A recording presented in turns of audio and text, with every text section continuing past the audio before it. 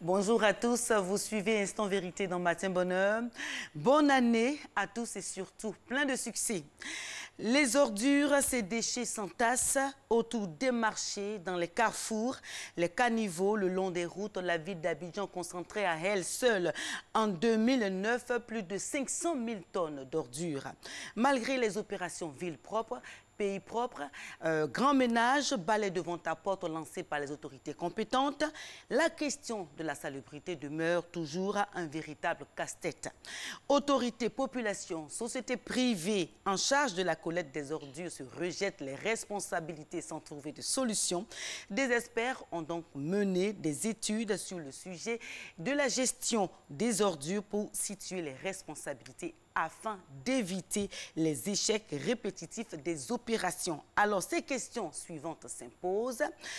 Qui doit faire quoi exactement dans le secteur de la gestion des déchets? Pourquoi les mairies n'ont plus la gestion des ordures?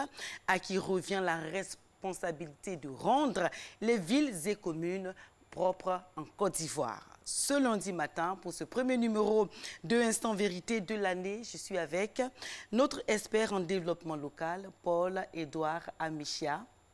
Bonjour, Paul-Édouard Amichia. Oui, bonjour. Merci d'être venu à Instant Vérité. Alors, Paul Amichia, vous avez réalisé en 2013 une étude pour la gestion de la salubrité à Toumoudi. Alors, la commune de Toumoudi, c'était juste un échantillon de ce que sont en général nos communes en Côte d'Ivoire.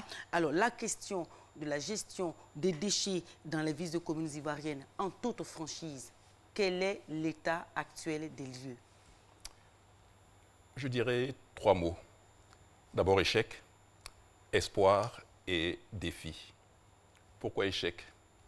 Tout le monde constate que nos villes sont sales. Souvent, quand on rentre dans une ville, on constate un grand tas d'ordures à l'entrée de la ville, des ordures qui jonchent les rues, et c'est un constat, on dira général en Côte d'Ivoire. Je dis espoir, parce que les Abidjanais ont pu constater ces derniers mois beaucoup de changements dans la gestion des ordures. Akwedo est fermé, on a un véritable centre de gestion des ordures. On constate dans les rues des engins qui sont adaptés à la gestion des ordures. Et je dis défi, oui, parce qu'il faut que ça se généralise à l'ensemble des villes de Côte d'Ivoire. Alors, vous avez donc aussi construit le problème. Alors, quelle est la principale cause de ce constat de dépôt de déchets, d'insalubrité en Côte d'Ivoire? Quelle est la principale cause? On connaît bien évidemment de petits faits, mais quelle est la principale? Il y a plusieurs causes. D'abord, les infrastructures. Il n'y a pas assez d'infrastructures pour gérer les ordures. La plupart des grandes villes n'ont pas de décharge. Vous constatez aussi dans les rues qu'il y a très peu de poubelles. Ça, c'est ce qui relève de l'État. Ce qui relève des collectivités, c'est que les rues ne sont pas balayées, les caniveaux ne sont pas curés et les marchés ne sont pas propres. Mais il y a aussi et surtout la responsabilité du citoyen. D'accord. Alors, donc, la responsabilité des citoyens, la responsabilité de l'État, la responsabilité des structures en charge de la pré-collecte et de la collecte des ordures. Alors, donc, dans ce cas-là, plusieurs programmes ou opérations de salubrité pour rendre propres nos villes et communes ont été initiées par les autorités. Alors, pourquoi ces opérations-là n'ont pas connu de succès? Oui, parce qu'il faut que tout le monde soit impliqué.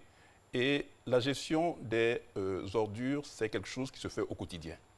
On produit des ordures au quotidien et une opération ponctuelle ne peut pas régler un problème qui est quotidien. Alors, une opération ponctuelle ne peut pas régler un problème qui est quotidien. Dans ce cas-là, à qui la faute du fiasco? À qui la faute? J'ai dit à chacun d'entre nous.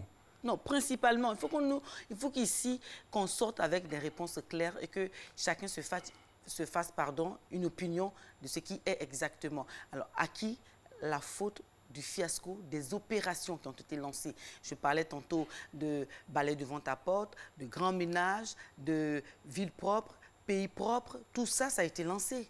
À qui la faute de l'échec de ces opérations? Et je dis, il faut placer les responsabilités au niveau à chaque niveau. Les citoyens continuent de jeter les ordures dans la rue. En tant que parents, nous n'éduquons pas nos enfants à ne pas jeter des ordures dans la rue. Est-ce que ce sont seulement les enfants?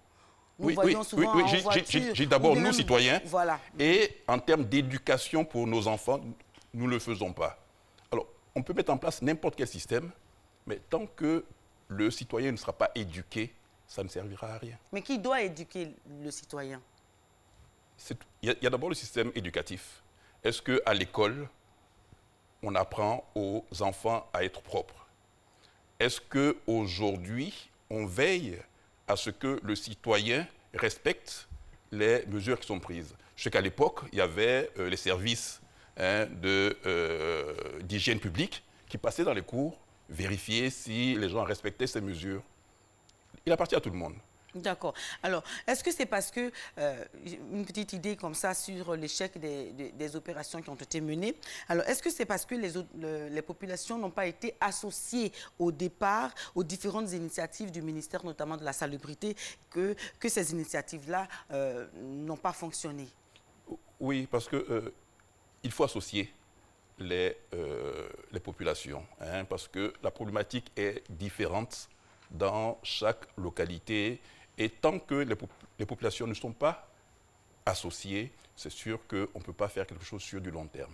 D'accord. Alors, une autre question avant d'aborder un point assez essentiel. Laissez-moi vous demander ceci. Qu'est-ce qui revient aux populations dans la gestion des ordures ménagères? Qu'est-ce qui revient exactement aux populations? C'est vrai, tantôt vous l'avez dit, qu'on peut jeter des bouts de papier dans la rue, que ce soit partout, en voiture, dans les restaurants et tout cela. Mais qu'est-ce qui revient aux populations dans la gestion des ordures au quotidien? La première des choses déjà, c'est d'avoir une poubelle. Et vous serez étonné de constater qu'il y a des ménages qui n'ont pas de poubelle. Alors c'est déjà de dire un ménage, une poubelle. Et derrière ça, selon le système qui est mis en place, il peut y avoir des systèmes de précollecte et on demande aux populations d'adhérer à ces systèmes-là.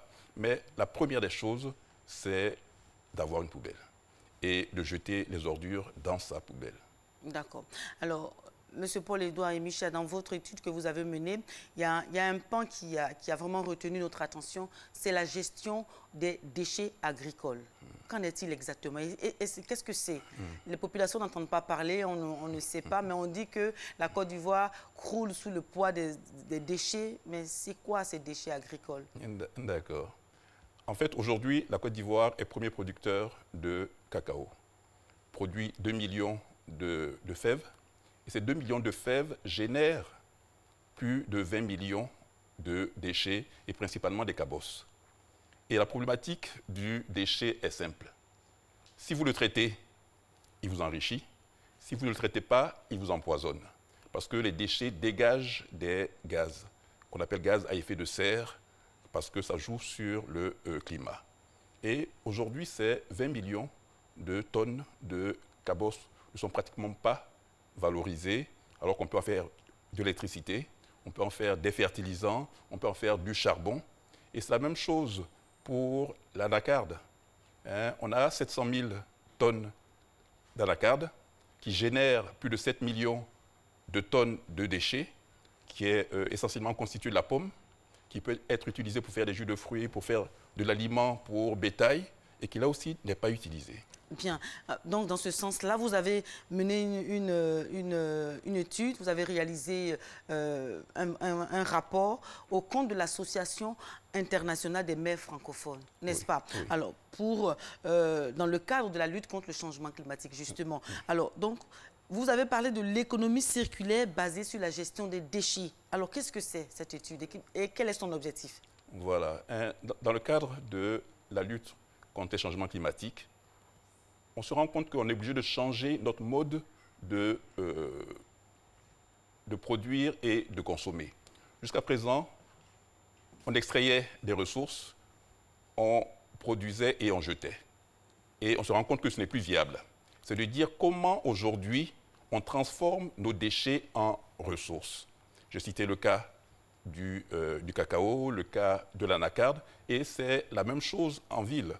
Vous prenez une ville comme la ville de Lille, qui aujourd'hui transforme ses déchets en méthane, et ce méthane sert à alimenter l'ensemble du parc d'autobus de la ville. On pourrait faire la même chose à Abidjan. Alors, vous, dans votre étude, qu'est-ce qu'on pourrait faire la même chose à Abidjan, c'est vrai et tout ça, mais est-ce que vous avez mené des études sur les questions, la transformation des déchets comment je vais dire, en économie, comme vous l'avez dit? Est-ce que vous avez mené des études, vous avez vu que c'est porteur? En quoi on peut transformer les déchets agricoles, par exemple, en Côte d'Ivoire? Soyons plus concrets sur la question.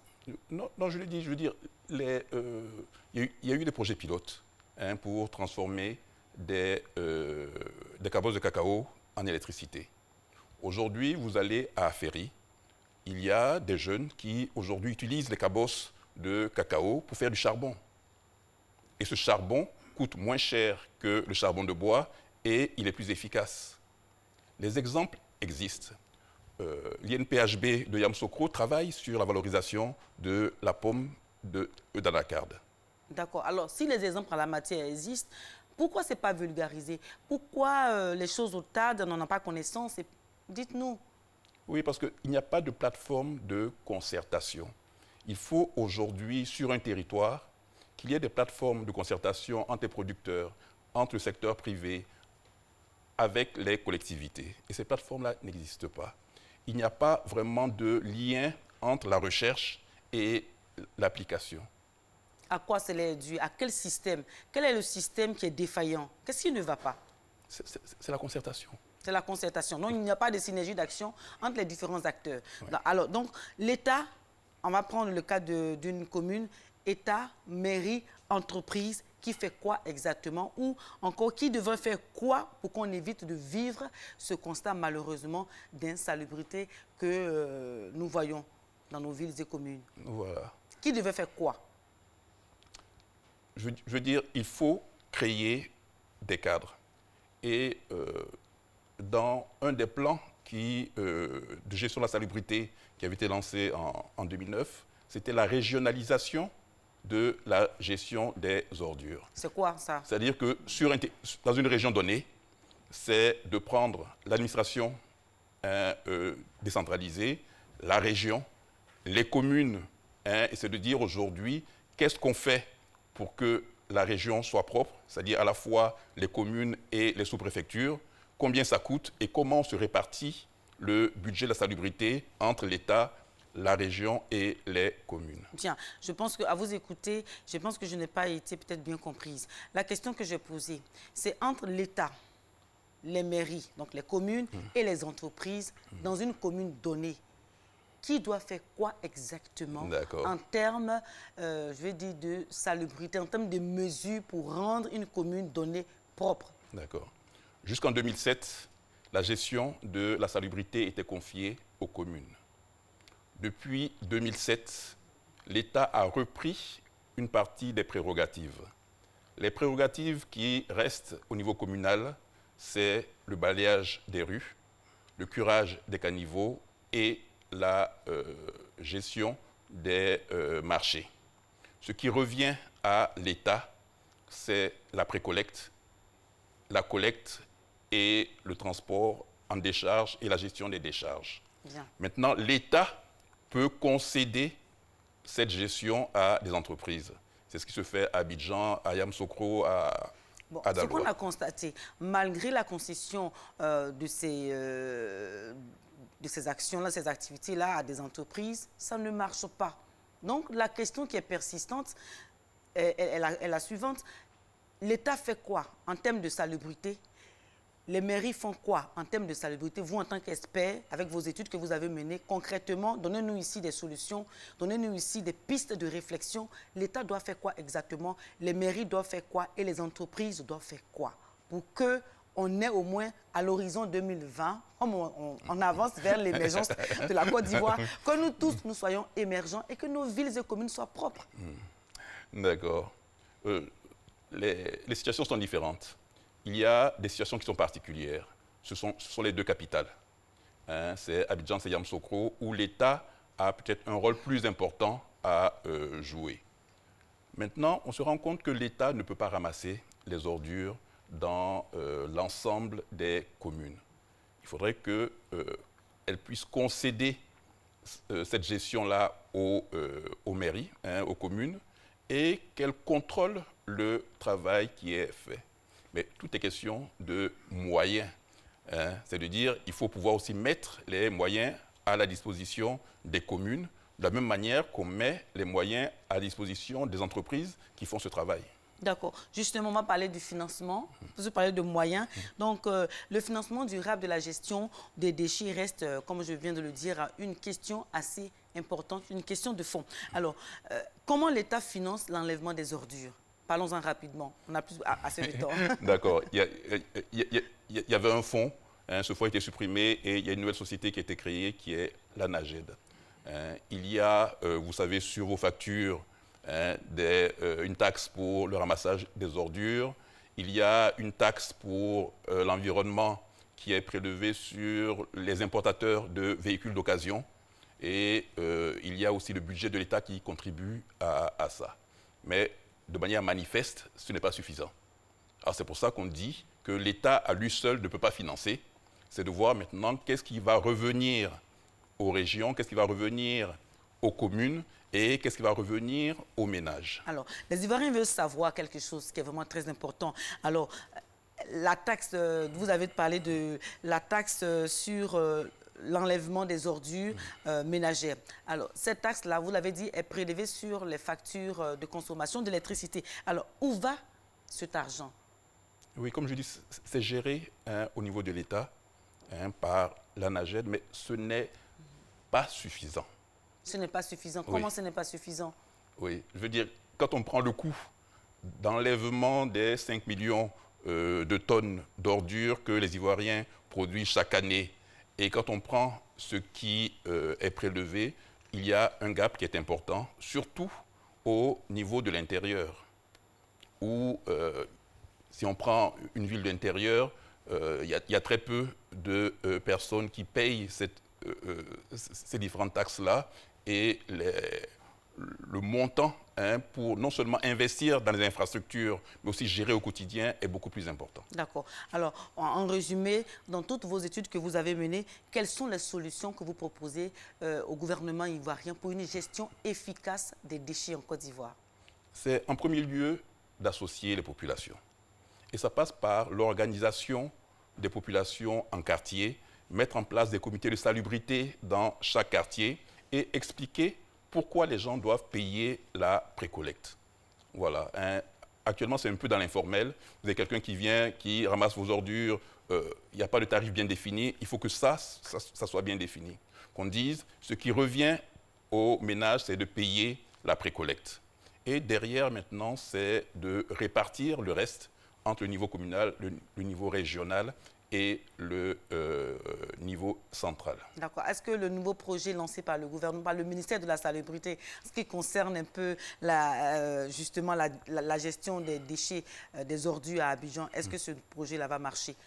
Juste un mot pour terminer. Je suis très confiant que ça marchera. Vous êtes confiant que ça va marcher? Oui. D'accord. Alors, Paul-Édouard Amichia, merci d'être venu à Instant Vérité, apporter votre contribution en ce qui concerne la gestion des déchets en Côte d'Ivoire. Donc, je rappelle à tous que vous êtes expert en développement local et vous avez mené des études sur la gestion des déchets en Côte d'Ivoire. Merci à vous, mesdames et messieurs, d'avoir suivi Instant Vérité sur RTI 1. Restez avec nous dans Matin Bonheur et c'est avec Alix et Marco.